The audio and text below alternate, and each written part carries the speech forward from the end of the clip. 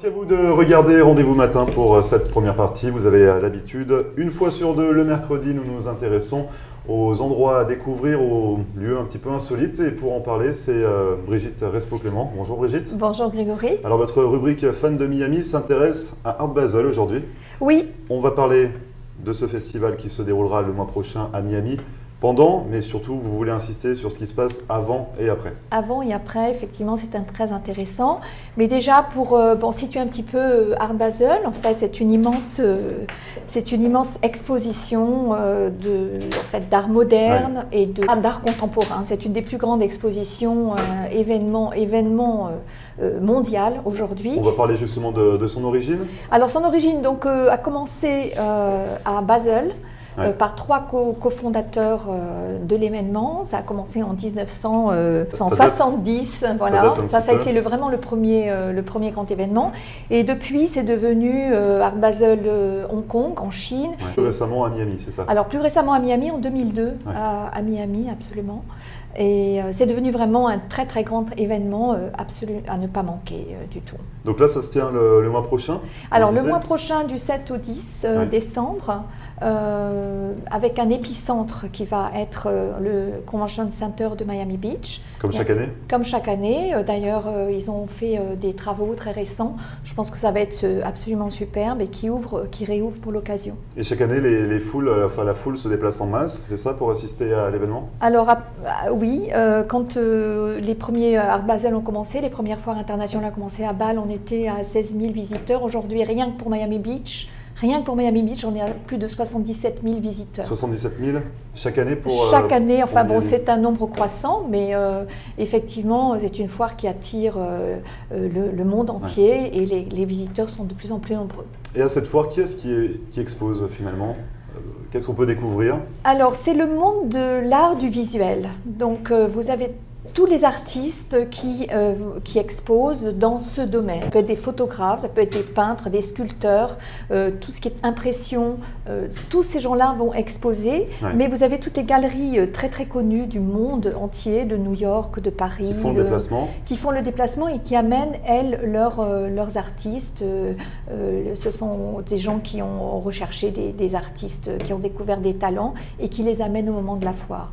Donc en fait, tout le monde expose à ce moment-là, ces collectionneurs, mais aussi des artistes qui, eux, n'ont pas eu le temps ou les moyens de trouver des galeries et qui vont se débrouiller pour essayer d'exposer à ce moment-là. Et ça s'adresse à qui finalement? Est-ce que c'est vraiment pour ceux qui s'y connaissent en art, pour les collectionneurs, ou est-ce que c'est une foire tout public finalement? Alors complètement, je trouve que ça s'adresse absolument à tout le monde. Bon, l'art moderne ou l'art contemporain, tout le monde n'aime pas forcément, mais c'est quand même un spectacle, c'est 4 jours de spectacle non-stop, très intense, d'ailleurs impossible à circuler à ce moment-là dans Miami. Il vaut mieux prendre des Uber, compliqué, il vaut mieux prendre des Uber ce jour-là, mais vraiment tout le monde y est intéressé. Il y a tout un business qui se crée autour de cet événement et qui fait que tout le monde peut trouver sa place et son bonheur pendant cette période. Il y a différents lieux, on parle de Art Basel, mais il n'y a pas qu'un seul lieu. On parlait du Convention Center.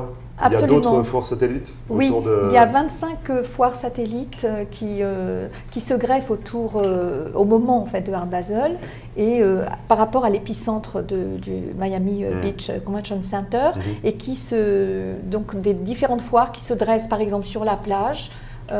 Qui s'appelle donc il y a une foire qui est effectivement très intéressante sur la plage qui s'appelle donc le Score, très intéressant. Vous avez aussi, je parlerai aussi de l'Aqua Hotel dans lesquels qui expose en fait de l'art dans différentes chambres de l'hôtel, donc c'est vraiment très très intéressant. Et puis il y a beaucoup de tentes qui s'érigent vers le downtown. L'année dernière c'était Art Basel Miami, Art Miami, et cette année ça va être plutôt vers la 14e sur Biscayne. Donc il y en a vraiment partout. Il y a beaucoup de choses, il y en a pour tout le monde. Il y en a pour tout le monde. Le guide des foires sera retrouvé, parce qu'il y a énormément de foires également à découvrir, sera retrouvé sur votre page Fan de Miami. Oui, absolument. On pourra retrouver toute la liste complète des différentes foires avec quelques explications. Donc ça c'est pour l'événement Art Basel. Mais vous souhaitiez également insister, quoi faire avant et après? Alors oui, j'insiste un petit peu parce qu'en fait, Art Basel va commencer bien plus tôt que le 7. Déjà, le 6, vous avez toutes les soirées VIP tous les lieux où sont érigées les expositions, installées les expositions. Mais c'est VIP, c'est compliqué. C'est VIP, pas forcément. Je pense qu'on peut arriver sur Internet à trouver des petites. Des contacts. Alors, j'ai pas vraiment de contact, mais je pense que les gens sont assez facilement invités s'ils s'inscrivent sur certains websites de foires. Mais plutôt même en novembre, vous commencez à avoir des événements dans des hôtels, dans des restaurants, dans des lieux un peu insolites. Parce que, on a découvert justement l'exposition Made in France, il n'y a pas très longtemps. Absolument. C'était à l'hôtel Blanquera. Oui, parce que ce qui est intéressant de comprendre, c'est que pendant Art Basel, la presse est complètement captivée par ces 4 jours, mais en dehors de ces 4 jours, donc du 7 au 10, on peut arriver effectivement à intéresser la presse dans des événements un peu assez intéressants et un peu originaux. Et à ce moment-là, c'est moins cher et c'est moins compliqué que d'exposer pendant Art Basel. Donc je pense qu'il y a une ouverture qui peut se faire à ce moment-là pour de jeunes talents qui aimeraient exposer au moment de Art Basel. C'est un peu compliqué d'y accéder. Voilà, absolument. Donc ça, c'était pour avant. Il y a des choses à faire également après? Alors après, c'est la même chose. Par exemple, nous allons probablement organiser un rendez-vous. C'est pas encore complètement calé, mais ce sera une surprise vers le 15 décembre. C'est-à-dire un rendez-vous avec...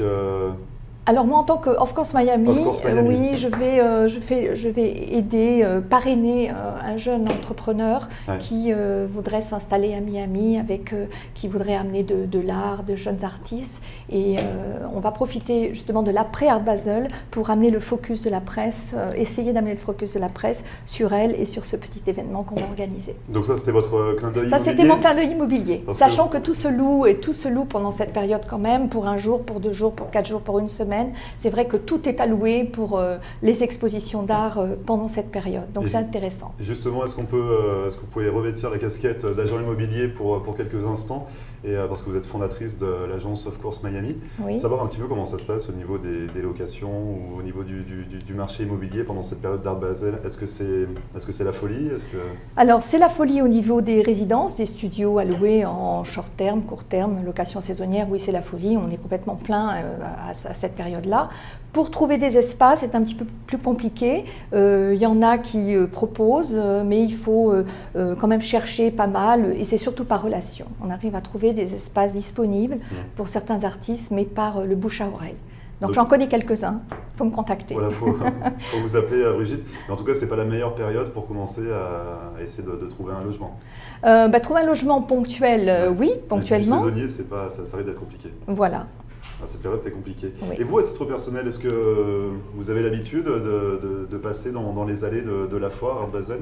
J'ai pas trop le temps, je suis assez occupée. Il y a beaucoup de galeries en fait, qui me contactent à ce moment-là pour essayer de voir s'ils peuvent investir à Miami et qui en profitent pour faire quelques rendez-vous à mes bureaux. Mais donc je suis assez occupée. Mais j'adore cette foire, je la trouve extrêmement énergisante, extrêmement intéressante et vraiment, il ne faut pas la rater. Donc ça, c'est l'événement à ne pas louper sur Miami pendant Art Basel, forcément. Pour revenir sur votre événement du 15 décembre, ça risque de se décider à quel moment? Ça devrait se décider cette semaine. Il faut vraiment s'y prendre quand même un mois à l'avance. Ce sont des événements qu'on ne peut pas organiser en dernière minute parce qu'il y a quand même tout un travail d'organisation à faire. En général, j'utilise aussi des lieux qui ont été achetés ou acquis par certains de mes clients. Donc c'est un win-win pour tout le monde. Voilà, je fais profiter tout le monde de cet événement. Parce que vous avez l'habitude de travailler avec des galeristes? Alors pas vraiment, non. Mais par exemple, cet événement va être probablement organisé dans un restaurant que nous avons vendu il y a quelques mois. Et bien entendu, comme le restaurateur n'a pas forcément tous les contacts dont il aurait besoin tout de suite, on va profiter de lui installer cet événement chez lui pour créer un petit peu d'activité. Parce que, est-ce que les galeries, c'est dans votre domaine pour Of Course Miami? Est-ce qu'on peut vous contacter si on est exposant d'art ou plutôt si on est galeriste, tout simplement? Est-ce qu'on peut vous contacter pour avoir un local? Alors, ce n'est pas vraiment de ma spécialité, sauf que j'en ai une en ce moment qui est tout simplement celle de mon broker, qui a un loft près de Wynwood. Mais bon, évidemment, c'est pas donné, mais ça inclut le logement, donc c'est intéressant. Enfin, on va dire que c'est la saison de l'art, donc on peut sûrement contacter Of Course Miami également pour avoir des pistes sur des lieux d'exposition.